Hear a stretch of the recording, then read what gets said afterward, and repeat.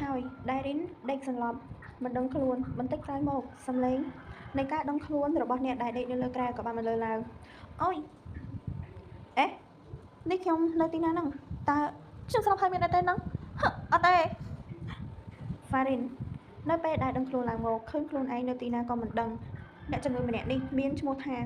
Lee Farin អាយុ24ឆ្នាំមានរាងតូចសាច់សមាត់រលោងមានកម្ពស់ 1.78 ដៃជើងស្រឡូនដូចជាមនុស្សស្រីតែអ្វីដែលសំខាន់នោះគឺមានប្តីរួចហើយមួយមូលហេតុដែលគេនៅមន្ទីរពេទ្យព្រោះកាលពីមួយអាទិត្យមុនគេបានជួបគ្រោះថ្នាក់ធ្ងន់ធ្ងរទើបត្រូវដេកនៅមន្ទីរពេទ្យអោអ្នកប្រុសដឹងខ្លួនហើយមែនទេចាំបន្តិចណាខ្ញុំទៅហៅគ្រូពេទ្យមកសិននិយាយហើយនាងក៏បានចេញទៅហៅគ្រូពេទ្យឲ្យមកពិនិត្យឲ្យ Farin ក្រោយពីគ្រូពេទ្យបានពិនិត្យរួចរាល់អស់ហើយក៏បានចេញទៅវិញបន្តិចក្រោយមកក៏មានមនុស្សយកអាហារនិងផ្លែឈើមកឲ្យនាយតូចអ្នកគ្រូពេទ្យនេះចាអាហារថ្ងៃត្រង់របស់អ្នកប្រុសអ្នកគ្រូពេទ្យបានយកអាហារមកឲ្យ Farin ហើយក៏ចង់ចេញទៅវិញតែត្រូវកំឡោះតូចហើយកាត់គឺខ្ញុំចង់សួរបងស្រីថាខ្ញុំសន្លប់ប៉ុន្មានថ្ងៃហើយសាច់ញាតិមានមកសួរសុខទុក្ខឬក៏អត់តើមានដែរទេ Farin ក៏សួរទៅអ្នកគ្រូពេទ្យដោយសំឡេងទន់ភ្លន់និងគួរសមហ៎បងស្រីហ៎គឺគ្មានទេប៉ុន្តែនៅថ្ងៃដែលអ្នកប្រុសចូលមន្ទីរពេទ្យនោះគឺប្តីរបស់អ្នកប្រុសបានមកសួរសុខទុក្ខតែនៅពេលនោះគឺអ្នកប្រុសនៅមិនទាន់ដឹងខ្លួននៅឡើយនៅពេលនាងលើកំឡោះតូចហៅខ្លួនអញ្ចឹងក៏រៀងភ្ញាក់ផ្អើលបន្តិចមុននិយាយប្រាប់ប្តីអញ្ចឹងនេះខ្ញុំមានប្តីតាំងពីពេលណាមិនក៏ខ្ញុំមិនដឹងសោះអញ្ចឹងហេតុអីក៏បែបនេះបងស្រីប្រហែលជាច្រឡំហើយខ្ញុំមនុស្សប្រុសណាឲ្យមានប្តីបានយ៉ាងម៉េចទៅនៅពេលលើអញ្ចឹង Farin ក៏និយាយឡើងទាំងភ្ញាក់ផ្អើលនិងសួរបញ្ជាក់ទៅនាងទាំងនិយាយក្នុងចិត្តចាខ្ញុំមិនបានច្រឡំទេ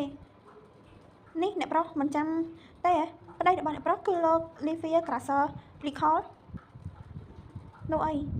នេះប្រហែលជាមកពីពេលជួបគ្រោះថ្នាក់ប៉ះដង្កេះក្បាលហើយបានជាអ្នកប្រុសមិនចាំអញ្ចឹងតែមិនអីទេអ្នកប្រុសគិតតាមស្រួលទៅ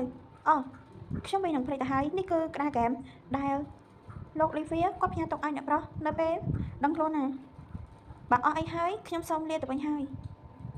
គ្រូពេទ្យនិយាយប្រាប់ទៅ Farin បានអញ្ចឹងអរគុណបងស្រីស្អាតហើយនេះតូចនៅពេលដែលទទួលបានរបស់ពីដៃអ្នកគ្រូពេទ្យហើយក៏និយាយអរគុណទៅនាងទាំងញញឹមបងស្រីស្អាតអញ្ចឹងមែនទេនាងក៏ឧទានឡើងតិចតិចយ៉ាងភ្ញាក់ផ្អើលម្ដងទៀតនៅពេលឮកំឡោះតូចនិយាយអញ្ចឹងមកកាន់នាងបាទប៉ុន្មានហើយបងស្រីពិតជាស្អាតមែនណាខ្ញុំមិនកុហកទេក៏តបទៅវិញទាំងនៅសើចដដែលអ្នកប្រុសកុំមកនិយាយលេងអីនាងនៅតែមិនចង់ជឿនៅអ្វីដែលខ្លួនបានឮខ្ញុំនិយាយពិតមែនណាបើបងមិនជឿបងអាចចេញទៅសួរអ្នកនៅខាងក្រៅបានថាខ្ញុំនិយាយមែនក៏អត់និយាយអញ្ចឹងបងស្រីឈ្មោះអីដែរខ្ញុំនៅមិនទាន់ស្គាល់ឈ្មោះបងស្រីនៅឡើយទេកំឡោះតូចក៏និយាយទៅវិញយ៉ាងជឿជាក់ព្រោះតែខ្លួនឃើញនាងម្នាក់នេះស្អាតពិតមែនខ្ញុំឈ្មោះឡាស៊ីហៅស៊ីស៊ីទៅទេក៏បានដែរបើអស់អីហើយខ្ញុំលាសិនហើយណាឡាស៊ីក៏តបទៅវិញទាំងញញឹមបាទជម្រាបលាជួបគ្នាពេលល្ងាចណាបងស៊ី Farin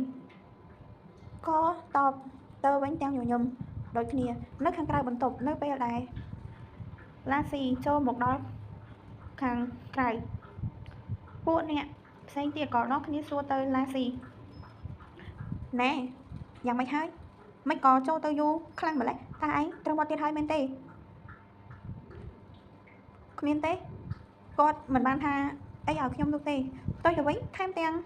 សរសើរថាខ្ញុំស្អាតទៀតផងហើយនៅមានហៅខ្ញុំថាបងស្រីទៀតនិយាយលេងជាមួយខ្ញុំនិងសើចដាក់ខ្ញុំទៀតសម្ដីនិយាយទន់ភ្លន់ឲ្យលំទោនគួរសមខ្លាំងណាស់មិនឃើញដូចដែលពួកបងនិយាយផងឡាស៊ីក៏តបនិងប្រាប់អ្នកផ្សេងទៀតទាំងញញឹមនៅល្ងាចក៏មានអ្នកផ្សេងយកអាហារមកឲ្យនាយតូចជំនួសឡាស៊ីបងស៊ីមិនក៏បងជាអ្នកយកមកវិញមិនក៏ បងស៊ីមិនមកតើគាត់មានរឿងអីមែនទេនិយាយសួរគេលៀននៅបថៃយកាដែរយកអាហារមកឲ្យនោះអូគឺស៊ីត្រូវចេញទៅក្រៅនៅមិនទាន់ត្រឡប់មកវិញដល់ឲ្យទេតើបខ្ញុំយកមកជំនួសស៊ីនីនិយាយពេលលើកំឡោះតូចនិយាយអញ្ចឹងនាងក៏រៀងភ្ញាក់ផ្អើលដែរអូលើអញ្ចឹងក៏មិនតបនិយាយឲ្យបន្តទៀតបានត្រឹមតែងក់ក្បាលឆ្ងក់បើអញ្ចឹងខ្ញុំសូមទៅធ្វើការសិនហើយបើអ្នកប្រុសត្រូវការអ្វីអាចហៅពួកខ្ញុំបាននិយាយហើយនាងក៏ដើរចេញទៅក្រៅបាត់សប្បាយដល់ហើយខ្ញុំមិនដែលដឹងថាវាសប្បាយបែបនេះអេជប់សិនតែបងស៊ីថាខ្ញុំ